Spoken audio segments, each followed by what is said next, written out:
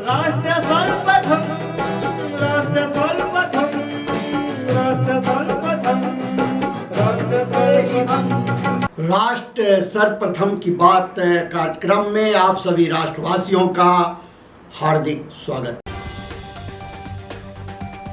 प्रधानमंत्री नरेंद्र मोदी ने 3 पूर्वोत्तर राज्यों मणिपुर, त्रिपुरा और मेघालय की स्थापना दिवस पर इन राज्यों के लोगों को शुभकामना दी। गर्मी में लू और सर्दी में कोहरे जैसे मौसम के कारण विद्यालयों के प्रभावित होने का जिक्र करते हुए दिल्ली के शिक्षा मंत्री आतिशी ने अधिकारियों को स्कूलों के वास्ते हाइब्रिड शिक्षण की तैयारी करने का निर्देश दिया। राष्ट्रीय राजधानी में रविवार को मौसम के औसत से 3 डिग्री नीचे 4.8 डिग्री सेल्सियस तापमान दर्ज किया गया। भारत मौसम विज्ञान विभाग के अनुसार सुबह 8:30 बजे तक आर्द्रता का स्तर 100% दर्ज किया गया। बिहार के मुख्यमंत्री नीतीश कुमार ने रात अपने मंत्रिमंडल में फेरबदल करते हुए सहयोगी राष्ट्रीय जनता दल के 3 मंत्रियों के विभाग बदल दिए। कांग्रेस अध्यक्ष मल्लिकार्जुन खड़गे और पार्टी के पूर्व प्रमुख राहुल गांधी ने 3 पूर्वोत्तर राज्यों मणिपुर, त्रिपुरा और मेघालय के स्थापना दिवस पर इन राज्यों को बधाई दी। मुंबई में देर रात नगर निकाय के एक अस्पताल में आग लगने के बाद 6 मरीजों को गहन चिकित्सा इकाई से स्थानांतरित किया गया। अयोध्या में राम मंदिर प्राण प्रतिष्ठा समारोह के अवसर पर गोवा में सभी कसिनो का संचालन सोमवार को सुबह 8 बजे से 8 घंटे के लिए बंद रहेगा। हिमाचल प्रदेश के मुख्यमंत्री सुखविंदर सिंह सुक्खू ने अयोध्या में राम मंदिर प्राण प्रतिष्ठा समारोह के मद्देनजर 22 जनवरी को सार्वजनिक अवकाश की घोषणा की। 22 जनवरी को यानी श्री राम मंदिर प्राण प्रतिष्ठा के दिन आम आदमी पार्टी पूरी दिल्ली में शोभा यात्रा निकालेगी। साथ ही पूरी दिल्ली में भंडारे का आयोजन किया जाएगा।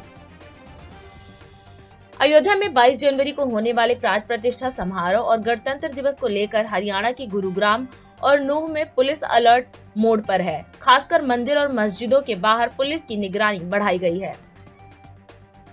इंडिया दर्पण दैनिक हिंदी समाचार पत्र DID न्यूज पर राष्ट्र सर्वप्रथम मीडिया टीम की ओर से समस्त राष्ट्रवासियों को गणतंत्र दिवस की हार्दिक शुभकामनाएं।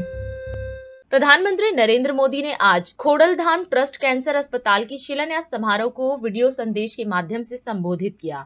इस दौरान उन्होंने कहा कि खोडलधाम ट्रस्ट ने अमरेली में कैंसर अस्पताल और अनुसंधान केंद्र के शिलान्यास के साथ जन कल्याण और सेवा के क्षेत्र में एक महत्वपूर्ण कदम उठाया है। उन्होंने कहा कि श्री खोडलधाम ट्रस्ट कांगवाड़ा की स्थापना के 14 वर्ष पूरे होने वाले हैं। इसका उल्लेख करते हुए उन्होंने ट्रस्ट को अपनी शुभकामनाएं दी। प्रधानमंत्री ने बताया कि लेउआ पाटीदार समाज ने सेवा, संस्कार और समर्पण के संकल्प के साथ 14 साल पहले श्री खोडलधाम ट्रस्ट की स्थापना की थी। इस ट्रस्ट ने अपनी सेवा के जरिए लाखों लोगों के जीवन में बदलाव लाने का काम किया है। मेरे लिए बड़े सौभाग्य की बात है, जन कल्याण और सेवा के क्षेत्र में श्री खोडलधाम ट्रस्ट ने आज एक और अहम कदम बढ़ाया है। आज से अमरेली में कैंसर हॉस्पिटल और रिसर्च सेंटर का काम शुरू हो रहा है। अगले कुछ सप्ताह में श्री खोडलधाम ट्रस्ट कागवड़ की स्थापना के 14 वर्ष भी पूरे हो रहे हैं। आप सभी को इन आयोजनों की बहुत बहुत शुभकामनाएं। मेरे परिवारजनों, 14 वर्ष पहले लेउआ पाटीदार समाज ने सेवा, संस्कार और समर्पण का यही संकल्प लेकर श्री खोडलधाम ट्रस्ट की स्थापना की थी। तब से इस ट्रस्ट ने अपने सेवा कार्यों से लाखों लोगों के जीवन को बदलने का काम किया है। शिक्षा का क्षेत्र हो, कृषि का क्षेत्र हो, स्वास्थ्य का क्षेत्र हो, आपके ट्रस्ट ने हर दिशा में अच्छा करने का लगातार प्रयास किया है।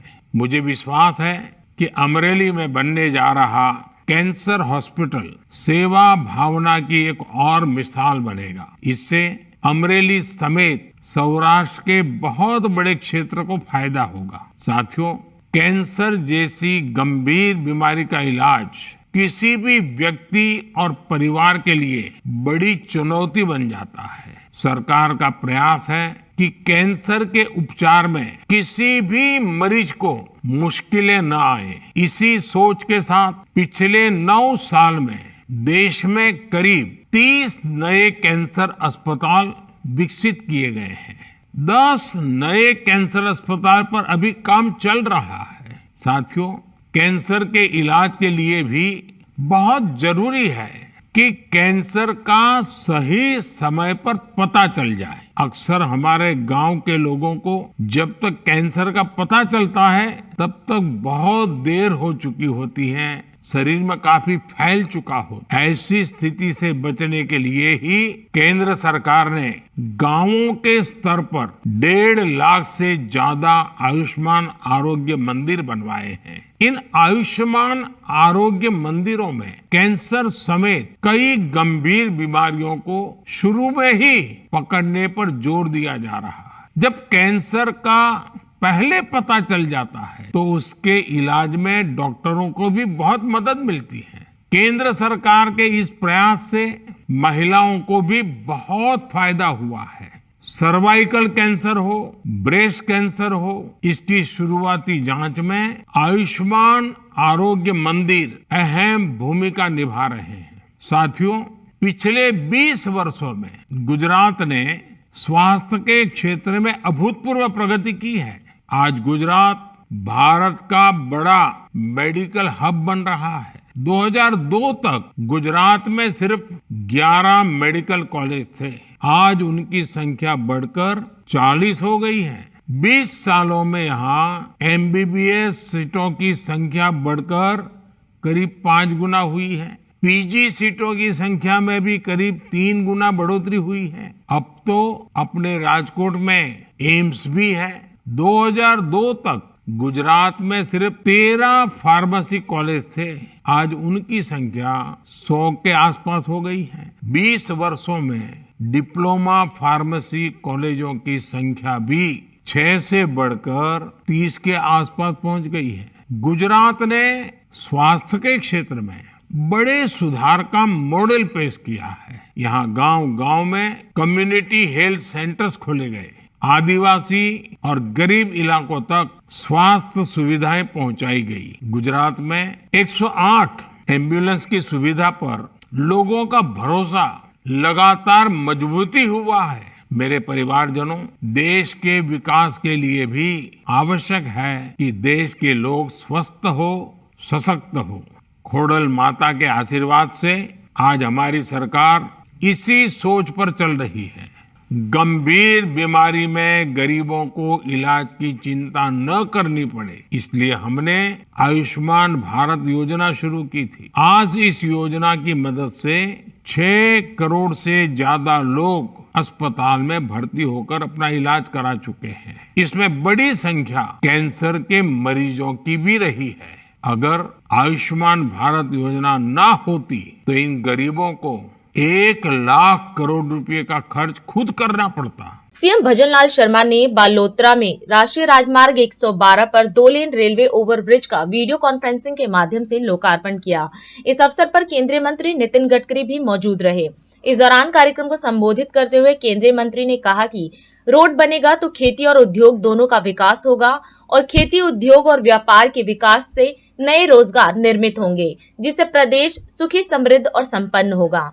गडकरी ने विश्वास व्यक्त करते हुए कहा कि निश्चित रूप से ये सुविधा इस क्षेत्र के लोगों के लिए उपयोगी साबित होगी। वहीं सीएम भजनलाल शर्मा ने भी कार्यक्रम को संबोधित किया और कहा कि राजस्थान के विकास को गति देने के लिए 102 करोड़ रुपए की लागत से बलोतरा में राष्ट्रीय राजमार्ग 112 पर 2 लेन रेलवे ओवरब्रिज का लोकार्पण आज संपन्न हुआ है। भारतवर्ष का पश्चिमी सीमांत क्षेत्र मरुस्थलीय भूभाग के रूप में फैला हुआ है और वर्तमान में केंद्र सरकार द्वारा इस क्षेत्र का विकास के लिए सड़क मार्गों को निर्माण में विशेष रूप से प्राधान्य दिया जा रहा है। इस क्षेत्र के सर्वांगीण विकास के लिए वो अतिशय आवश्यक भी है। रोड बनेंगे तो खेती और उद्योग दोनों का विकास होगा और खेती, उद्योग और व्यापार के विकास से नए रोजगार निर्माण होंगे और यह प्रदेश सुखी, समृद्ध और संपन्न होगा। जो आम आदमी है, जिनको जाने आने के लिए अच्छा रोड बनने के कारण सुविधा प्राप्त होगी। इसके साथ ही सीमा क्षेत्र में भारतमाला सड़क परियोजना के अंतर्गत एक हवाई पट्टी का भी निर्माण करने के आंतरिक और बाहरी सुरक्षा की मजबूती के लिए एक सराहनीय कार्य किया गया है। मुझे विश्वास है कि निश्चित रूप से ये सुविधा इस क्षेत्र के लोगों के लिए निश्चित रूप से बहुत उपयोगी होगी। इसके साथ साथ इस क्षेत्र में आदरणीय मोदी जी के नेतृत्व में हमने पिछले अनेक दिनों से अनेक प्रकल्पों को लिया है जोधपुर बाड़मेर खंड में बालोतरा में रेलवे समपार संख्या A292 एवं B293 पर 102 करोड़ की लागत से आरओबी का निर्माण कार्य आज लोकार्पण हो रहा है। NH 925 के गागरिया बावड़ी कला सिड़वा वाकासर खंड NH 925 ए गांधव तक पेव शोल्डर के साथ 2 लेन टू 4 लेन सड़क मार्ग का 765 करोड़ का लागत से भरतमाला परिवहन अंतर्गत निर्माण कार्य चालू है। NH 25E मुनाबाव सुंदरा मैजलार धनाना असुतार गोटारू तनोट तक पेव शेल्डर के साथ 2 लेन सड़क मार्ग का 1438 करोड़ की लागत से भारतमाला परियोजना के अंतर्गत निर्माण कार्य है। तन्नोट रामगढ़ बासर जैसलमेर पेव शेल्डर के साथ 4 लेन सड़क निर्माण का बादासर मोकल सरकारी तला से पाकिस्तान बॉर्डर तक सड़क मार्ग का 590 करोड़ की लागत से भारत अंतर्गत निर्माण कार्य है। मुझे बहुत खुशी है कि पहली बार इस क्षेत्र में बहुत अच्छा विकास हो रहा है। इसमें से और कुछ योजनाएं ने NH 15 फलोदी जैसलमेर खंड में 4 लेन सड़क का 428 करोड़ की लागत से NHDP के अंतर्गत निर्माण कार्य हो रहा है। बाड़मेर बाईपास 452 करोड़ का 4 लेन सड़क का मार्ग का निर्माण कार्य। फिर NH 25 बाड़मेर चसाई गडरा रोड मुनाबाव के रेलवे समपार संख्या 4 लेन आरओबी का निर्माण कार्य। फिर NH 25E बाईमेर गागरिया खंड पर 305 करोड़ की लागत से 2 लेन पेव शोल्डर सड़क मार्ग का निर्माण कार्य। NH 25E गागरिया मुनाबाव खंड पर 235 करोड़ की लागत से 2 लेन पेव शोल्डर सड़क मार्ग का निर्माण कार्य। NH 25 पचपदरा बाकुंडी तथा 195 करोड़ की लागत से 4 लेन सड़क का निर्माण कार्य। और इसके साथ साथ NH 35, 335, 325 बालोतरा सांडेराव वाया जालोर में 411 करोड़ की लागत से 8 बाईपास सड़क मार्ग का निर्माण कार्य। आसोतरा ब्रह्मधाम बाईपास, डी Siwana bypass, Mokalsar bypass, Kothadi realignment, Bishangarh realignment, Jalore bypass, और बाईपास, दुजाना बाईपास, ये सब कार्य को गति मिली है। राजस्थान को विकास की रफ्तार देने के लिए माननीय हमारे यशस्वी प्रधानमंत्री नरेंद्र मोदी जी का, केंद्रीय परिवहन मंत्री माननीय नितिन गडकरी जी का मैं बहुत बहुत अभिनंदन करता हूं। उन्होंने राजस्थान के किसी भी क्षेत्र में अगर हम देखेंगे तो इन्होंने इतिहास रचा है। मुंबई दिल्ली एक्सप्रेस वे या जामनगर अमृतसर एक्सप्रेस वे के साथ रिंग रोड पुलों का जिस तरह से निर्माण किया है, आज आरओबी यूपी का उपहार दिया है, इसके लिए मैं राजस्थान की जनता की ओर से माननीय यशस्वी प्रधानमंत्री जी को और माननीय सड़क परिवहन मंत्री नितिन गडकरी जी को बहुत बहुत आभार व्यक्त करता हूं कि उन्होंने राजस्थान के क्षेत्र में उन्होंने जो हमने काम बताया वो काम उन्होंने किया है। आज 102 करोड़ रुपए की लागत से राष्ट्रीय राजमार्ग 112 जोधपुर बाड़मेर रेल स्टेशन पर 2 किलोमीटर लंबी 2 लेन आरओबी का लोकार्पण माननीय हमारे सड़क परिवहन मंत्री नितिन गडकरी जी के कार्यक्रमों से हुआ है। इन विकास कार्यों में बालोतरा सहित प्रदेश के आमजन को बहुत लाभ मिलेगा। आरओबी निर्माण से पूर्व इस लेवल क्रॉसिंग पर ट्रैफिक जाम लगा रहता था। इसमें लोगों को एक छोर से दूसरे छोर तक जाने में, रेलवे स्टेशन पहुंचने में बहुत बड़ी परेशानी होती थी। आज इसके बनने से हमारे आम जन को इसका बहुत बड़ा लाभ मिलने वाला है। इसमें अत्यधिक समय लग जाता था। हम शहर के अंदर से भारी वाहनों का आवागमन होने से दुर्घटनाएं भी होती थी। इस निर्माण कार्य में आम जन को इन परेशानियों से निजात मिलेगी। अभी समय है एक ब्रेक का, हम चलते हैं ब्रेक पर, आप कहीं जाए नहीं, छोटा सा break. Powered by Kamal Buildtech Private Limited, fulfilling promises. With our professional team and experience of delivering projects, in past we guarantee you peace of mind and top quality work in an affordable price. Mother India पत्रिका की ओर से समस्त राष्ट्रवासियों को गणतंत्र दिवस की हार्दिक शुभकामनाएं। और अधिक खबरों के लिए आप हमारे YouTube चैनल दैनिक इंडिया दर्पण को अभी सब्सक्राइब करें और नोटिफिकेशन के लिए बेल आइकन को प्रेस करना ना भूलें। राष्ट्र सर्वप्रथम की बात कार्यक्रम में ब्रेक के बाद एक बार फिर आप सभी राष्ट्रवासियों का स्वागत है। उत्तराखंड के मुख्यमंत्री पुष्कर सिंह धामी पीपलेश्वर मंदिर क्लेमेंट टाउन देहरादून में आयोजित भव्य शोभा कलश यात्रा में शामिल हुए।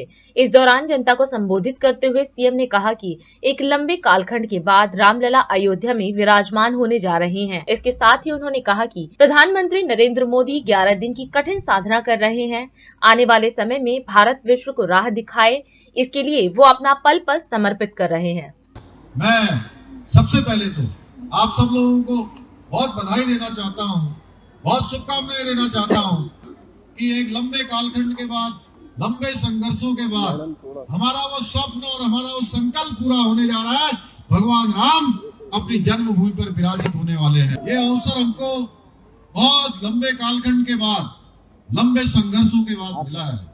आप सबको याद होगा कि यहाँ से उन्होंने कार सेवा करी और उस कार सेवा में लाखों करोड़ों स्वयंसेवकों ने कार सेवकों ने वहां पर अपना योगदान दिया। न जाने कितने लोगों ने अपनी जिंदगानी से हाथ धो डाला।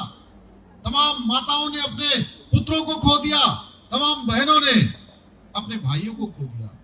और हंसते हंसते भगवान राम कहते कहते भगवान राम लला वहां विराजित हो, उन्होंने अपनी बहन की राखी को भी ठोकर मार दी। भाइयों बहनों, तब जाके आज हमको ये दिन देखने को मिला है। पूज्य संतगणों का भी बहुत बड़ा योगदान है और लंबे कालखंड के बाद जो दिन हमको देखने को मिल रहा है, ये दिन ऐसे ही नहीं मिला है। जहाँ लंबा संघर्ष रहा है, लंबा एक आंदोलन रहा है, सबकी साधना रही है, वही हमारे प्रधानमंत्री आदरणीय नरेंद्र मोदी जी का नेतृत्व रहा है, जिन्होंने हमको ये दिन देखने का शुभ अवसर उनके कार्य। और देखिए भगवान राम वहां विराजित हो रहे हैं, तो हमारे प्रधानमंत्री मोदी जी लगातार 11 दिनों तक आज भी कठिन साधना कर रहे हैं। वो जमीन पर सो रहे हैं, अन्न उन्होंने त्याग रखा है, जल उन्होंने त्याग रखा है, केवल नारियल पानी पीकर देश की साधना कर रहे हैं, भगवान राम की स्तुति कर रहे हैं कि हमारा भारत आने वाले समय में विश्व को नेतृत्व देने वाला भारत बने, दुनिया को दिशा देने वाला भारत बने। ऐसी भारत की कल्पना और ऐसी संकल्पना के लिए वो अपने एक एक तिल, एक एक क्षण और एक एक प्रतिक्षण को समर्पित कर रहे हैं। मैं आज के अवसर पर आप सब लोगों का बहुत धन्यवाद करना चाहता हूँ, आदरणीय चमोली जी का, कि उन्होंने इतने शुभ कार्य में आप सबके बीच में मुझे भी आने का सौभाग्य प्रदान किया। मैं अपनी बहनों का विशेष रूप से धन्यवाद करना चाहता हूँ। मैं बहुत छोटा था जब मैं पहली बार अयोध्या गया था, बहुत छोटा, और मैंने जब वहां जाकर देखा, मैं आपको बताऊं, मैं मन में बड़ा उत्साह लेकर गया था कि भगवान राम की जन्मभूमि है और इस पावन भूमि में मैं जा रहा हूं, मुझे सौभाग्य मिल रहा है। जब मैं वहां पहुंचा तो मैंने देखा कि भगवान राम लला टेंट में भगवान राम है। करोड़ों करोड़ों देशवासियों के, दुनियावासियों के राम जो हृदय में विराजते हैं, ऐसे भगवान राम टेंट में विराजमान है। उनके ऊपर टेंट लगा हुआ था। मन बड़ा दुखी हो गया, मन को बड़ी पीड़ा हुई। नरेंद्र मोदी जी ने जो मार्ग प्रशस्त किया, उनके नेतृत्व के कारण से जो मंदिर बनने का, भगवान राम को विराजने का जो मार्ग प्रशस्त हुआ, उसके कारण से कितना बड़ा वहां पर परिसर बन गया है। आज पूरी दुनिया का सबसे बड़ा केंद्र कहीं बनने जा रहा है, तो भगवान राम की जन्मभूमि अयोध्या में बनने जा रहा है। उत्तराखंड के लोग राम भक्त भी हैं और राष्ट्र भक्त भी हैं, क्योंकि राम भक्ति में भी पीछे नहीं है, भक्ति भाव में भी पीछे नहीं है। पूरी दुनिया को दर्शन कराने का काम, पूरी दुनिया को देव दर्शन देने का काम हमारी ये भूमि करती है। वहीं अगर देश के अंदर कोई संकट आता है, देश के लिए कोई लड़ाई लड़नी होती है, अपने प्राणों को न्यौछावर करना होता है, तो उत्तराखंड के हमारे वीर जवान सीमाओं पर रहकर देश के लिए अपना सर्वोत्तम देने का काम भी उत्तराखंड के लोग करते हैं। और हमारे उत्तराखंड के अंदर ये जब से ये अभियान शुरू हुआ है, चारों ओर राममय राममय राम ही राम दिखाई दे रहे हैं। लोगों के तन में भी राम है, मन में भी राम है, सारे जहां अगर देखिए तो राम ही राम है। जगह जगह लोग झंडे लेकर, जगह जगह भजन गाकर, प्रभात फेरियों के रूप में मुझे इतने सारे सूचनाएं आ रही है।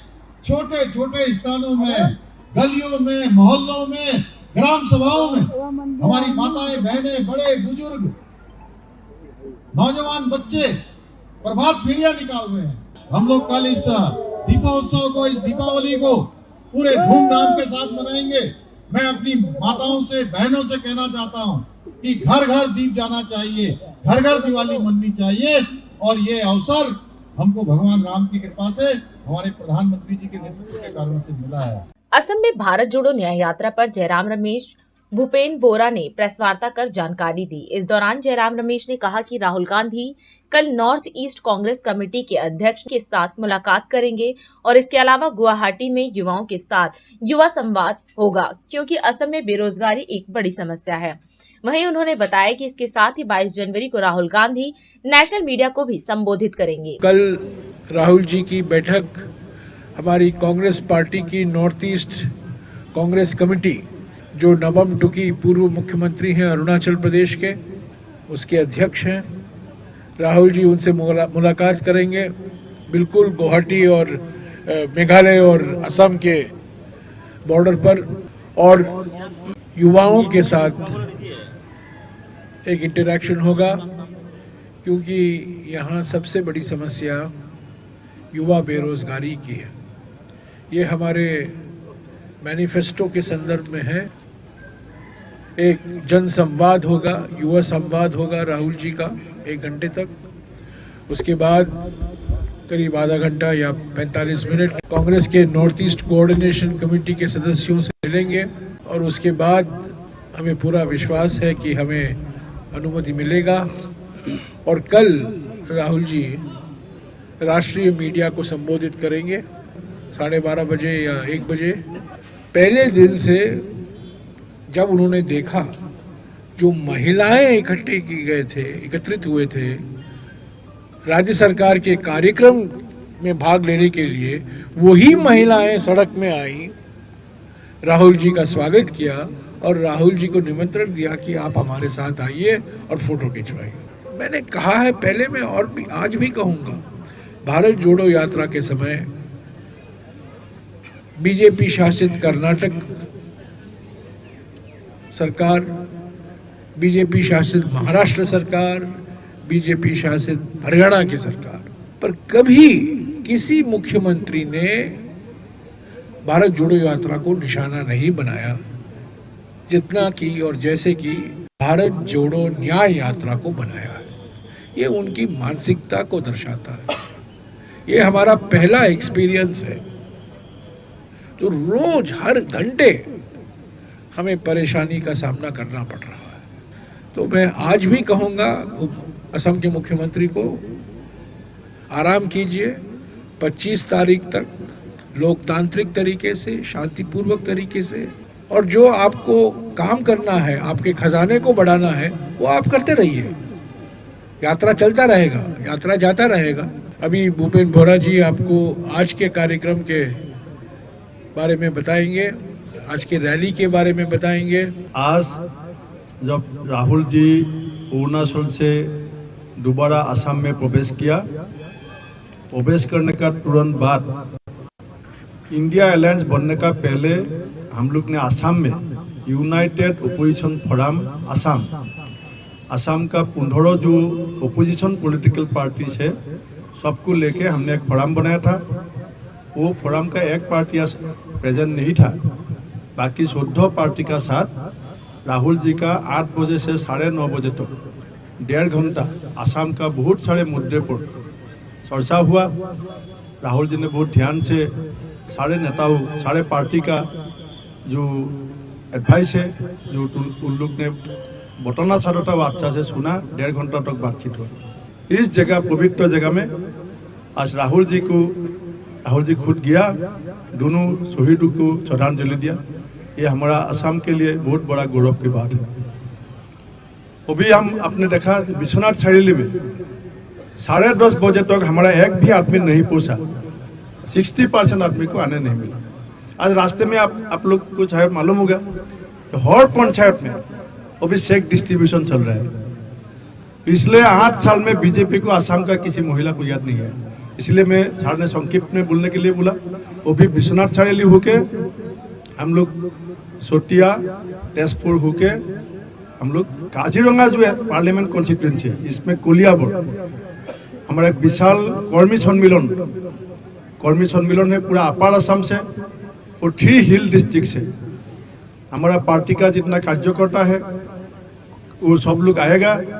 मेरा यकीन है कि वो वहाँ पे जो कैपेसिटी है फील्ड का 50,000 का जो कैपेसिटी है वो फील्ड में आज जगह नहीं होगा, ऐसा मेरा यकीन है। 22 जनवरी को अयोध्या के श्री राम मंदिर में प्राण प्रतिष्ठा होने जा रही है, जिससे देश में उत्सव का माहौल है। इसी कड़ी में आपके वरिष्ठ नेता और विधायक दिलीप पांडे ने प्रेस वार्ता को संबोधित करते हुए कहा कि भगवान श्री राम के अयोध्या आगमन पर लोगों में बहुत उत्साह है। उन्होंने कहा कि भगवान राम की प्राण प्रतिष्ठा के उपलक्ष्य में दिल्ली की सभी 70 विधानसभाओं में विभिन्न प्रकार के आयोजन किए जाएंगे और साथ ही पूरी दिल्ली में भंडारे का आयोजन भी किया जाएगा। इसके साथ ही उन्होंने बताया कि 22 जनवरी को 7 जगहों पर आम आदमी पार्टी शोभा यात्रा निकालेगी। इस शोभा यात्रा में पार्टी के बड़े नेता शामिल होंगे। पूरे भारतवर्ष की मनुष्यता के आदर्श, पूरा देश और पूरी मानव जाति जिनसे मनुष्यता की प्रेरणा लेती है, ऐसे रघुकुल में जन्मे भगवान श्री राम के आगमन में पूरा देश राममय हुआ पड़ा है। पूरा देश कतारबद्ध होकर हाथ जोड़कर भगवान श्री राम का स्वागत कर रहा है और इस पुण्य प्रदायिनी प्रक्रिया में दिल्ली वाले भी पीछे नहीं हैं। पूरी दिल्ली के अंदर अभी विगत मंगलवार को संकट मोचन बजरंग बली की आराधना हेतु सुंदरकांड का पाठ करवाया गया सभी विधानसभाओं में, और कल जबकि अयोध्या के अंदर रामलला की प्राण प्रतिष्ठा होनी है, पूरी दिल्ली में 70 विधानसभाओं में अलग अलग किस्म के आयोजन किए जा रहे हैं। और मुझे बड़ी खुशी है यह बताते हुए कि दिल्ली की 70 विधानसभाओं में से 44 विधानसभाएं ऐसी हैं जहां पे कई स्थानों पे भंडारे का आयोजन किया जा रहा है। इस सुखद अवसर पर, इस सौभाग्यशाली अवसर पर लगभग 7 जगहों पर कल यानी 22 तारीख को शोभा यात्रा निकाली जा रही है।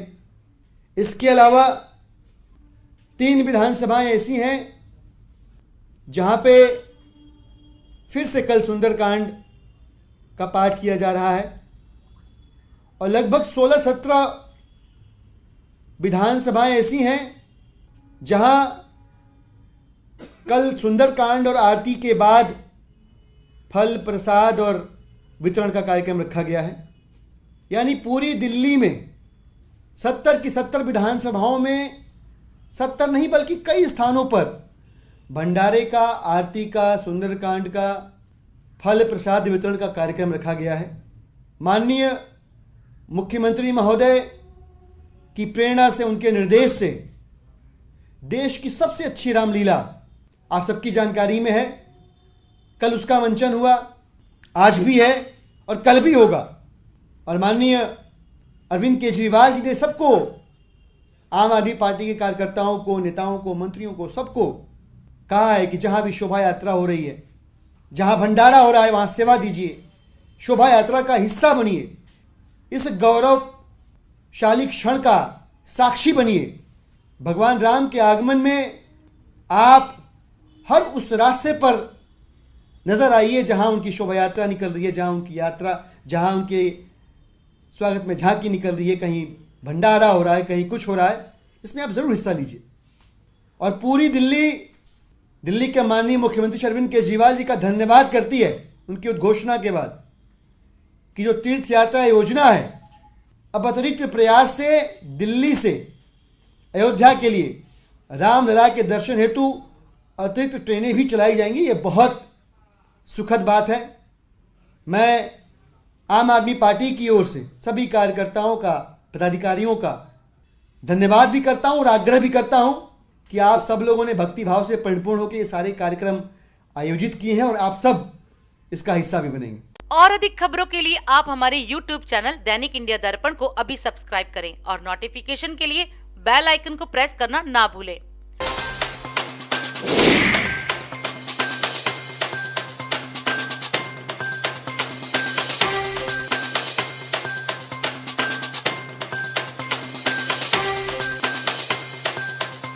आज हम इस कार्यक्रम में आपसे विदा लेते हैं। आप अन्य खबरों के लिए बने रहे। राष्ट्र सर्वप्रथम, वंदे मातरम, जाग उठा है भारत। राष्ट्र सर्वप्रथम, राष्ट्र सर्वप्रथम, राष्ट्र सर्वप्रथम, राष्ट्र सर्वप्रथम।